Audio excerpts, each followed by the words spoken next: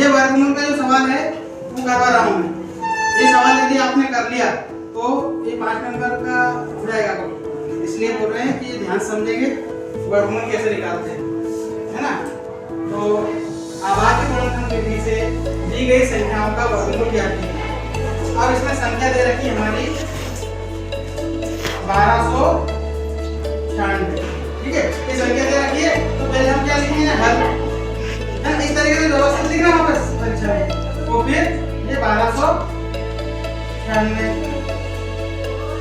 अब पहले क्या करते हैं, हम पहले इस संख्या को देखते हैं कि ये संख्या किस संख्या से विभाजित होगी।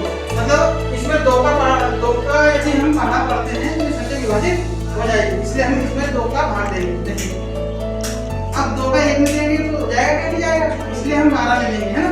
तो 2 से 12, तो फिर 2 का 9 में देंगे तो 2 चौक 8। अब 2 चौक 8 जाएगा तो यहाँ से 8 एक बचा भी बचा तो फिर ये 16 जाएगा, तो 2 है ये आए इतनी बात समझ लो। अब देखो फिर अब ये संख्या देखो काय से आएगी, 2 से आएगी, 2 क्या 6, 2 गुना 4, 2 चौक 8, आगे बात समझ लो। अब ये संख्या भी यहाँ पे 4 है, सम संख्या है, इसलिए 2 से ही आएगी, तो 2 एकम 2। अब यहाँ से 1 बचा तो ये 12 जाएगा, 2 से 12 और 2 दूना 4। अब फिर काय से आएगी, 2 से ही जाएगी, यहाँ पे भी 2 है, 2 है 2 एकम 2। अब देखो मेरा 2 से नहीं जाएगा क्योंकि ये 3 से जाएगी या 2 से जाएगी, लेकिन हम 3 से देखेंगे सबसे छोटी से छोटी से। 3 गुना 6 7 8 2 से भी जा सकते हैं, नहीं जाएगा, नहीं जाएगा क्योंकि यहाँ पे विषम संख्या है ना, तो 3 से जाएगा। 3 गुना 6 2 बचा तो ये 21 हो जाएगा, 3 7 21।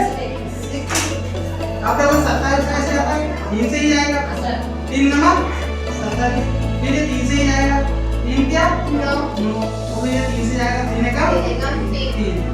अब देखो इसमें जोड़े बन जाएंगे, देखो देखो 1 जोड़ा बन जाएगा, 2 जोड़े 3 जोड़े मुझे 4 जोड़े, इस तरीके से। अब यहाँ पे जो संख्या का हमने वर्गमूल निकाला वो यहाँ पे लिखेंगे, देखो 1296, ये ऐसा लिखना पड़ेगा क्योंकि ये होता है वर्गमूल का निशान होता है, क्योंकि इसका वर्गमूल निकालना है। अब देखो भैया हमने इसको तोड़ा, मतलब इसको हल करा हमने, तो ये हमें मिला, तो यहाँ लिखो इसे कि 2 गुना 2 गुना 2। अब 3 के 4 बार है ना, 1 2 3 4, तो 3 गुना 3 गुना 3 गुना 3। अब ये अंडर रूट में आएगा नहीं, तो वर्गमूल में, ठीक है। अब इसका हम वर्गमूल निकाल रहे हैं, तो 1296 का वर्गमूल निकाला है, ठीक है, बराबर है। बस अब देखो 2 भाग यहाँ से हो जाएगा, तो ये 2 भाग यहाँ से हो जाएगा, 2 जोड़े बन गए, है ना। तो फिर यहाँ से 3 भाग हो जाएगा, यहाँ से